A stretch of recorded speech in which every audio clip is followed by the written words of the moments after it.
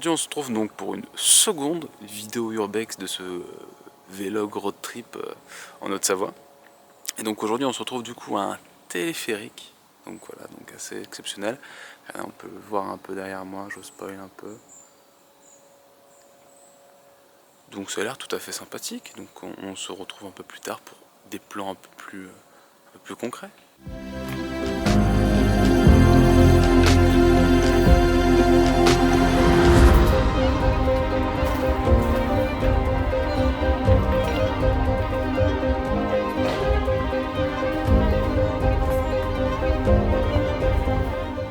Et du coup là on se retrouve du coup dans la première pièce qu'on visite, donc il y a vraiment des graves de partout, donc c'est vraiment joli.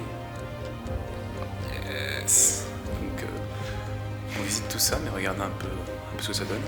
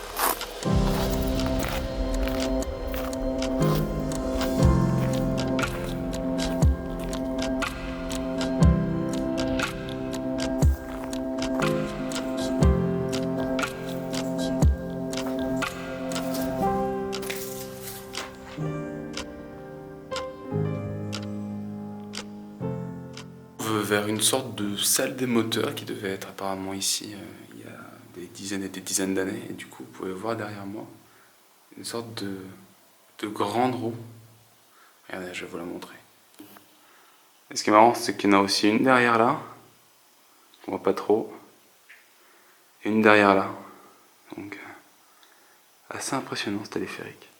Et en parlant de ce fameux téléphérique, il est temps pour vos petites oreilles d'écouter la minute et demie d'histoire concernant cet urbex. Alors effectivement, ce téléphérique a été inauguré dans les années 30, c'est pour ça qu'il a un style assez particulier, un style dit art déco des années 30, en tout cas je trouve, j'accroche pas mal au mood, même si bon, voilà, c'est un urbex qui est recouvert de graves, donc forcément on voit un peu mal le truc, et il est seulement abandonné depuis 1969, donc je veux dire, ça fait seulement plus de 50 ans qu'il est abandonné, donc bon, et je trouve qu'il est toujours dans un état plutôt convenable pour un urbex. Donc du coup, c'était un téléphérique littéralement pour forcément aller d'un point A à un point B qui est plus haut, forcément, donc avec plus de 1600 mètres de portée, parce qu'il y avait un dénivelé de 845 mètres à franchir, donc pour lier une grande ville à une station, donc du coup, d'où son utilité, mais bon, malheureusement, forcément avec l'arrivée de la voiture et des chaînes de transport en commun pour les cars, bah forcément son utilité a été fortement diminuée, d'où sa fermeture. Donc forcément il est abandonné. Mais en tout cas c'est vraiment impressionnant de voir ce genre de bâtiment dans la nature comme ça. Même si bon, là, à l'heure actuelle où je vous parle, donc en 2023, il serait peut-être dans le but, dans les recherches pour en faire quelque chose, un mémorial, quelque chose. Donc à voir. Donc, en tout cas, si vous adorez la minute et demie d'histoire, n'hésitez pas à lâcher un petit pouce bleu pour en avoir encore davantage. Merci à vous.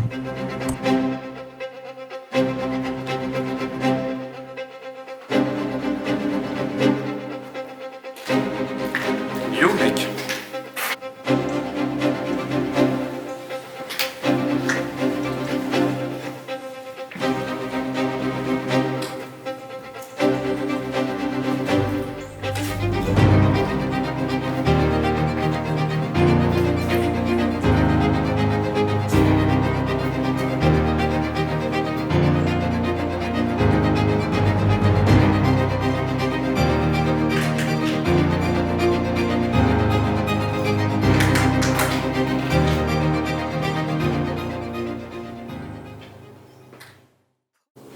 coup là on se retrouve un peu à l'extérieur, donc sur le toit de la partie que vous avez vue qui était en bas. Et du coup c'est plutôt sympathique.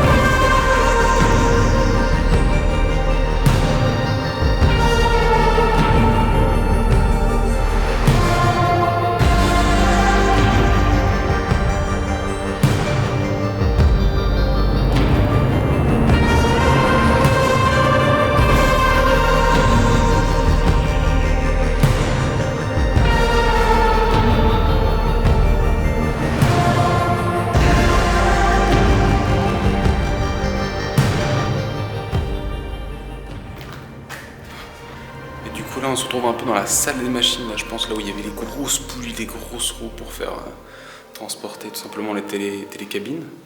Donc c'est assez impressionnant vraiment ce qu'on voit derrière. Donc je vous laisse contempler les jolis plans. Et ce sont sur ces belles images qu'on va se laisser pour cette troisième vidéo qui sera arrivée un petit peu en retard effectivement, mais qui est aujourd'hui là pour 2023.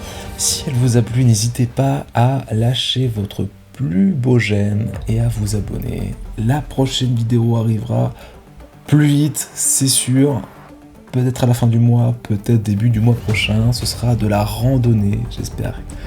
En tout cas, que cette vidéo vous aura plu et on se dit à la prochaine. Sur ce, des bisous et n'oubliez pas, il n'y a pas de petits plaisirs. Allez,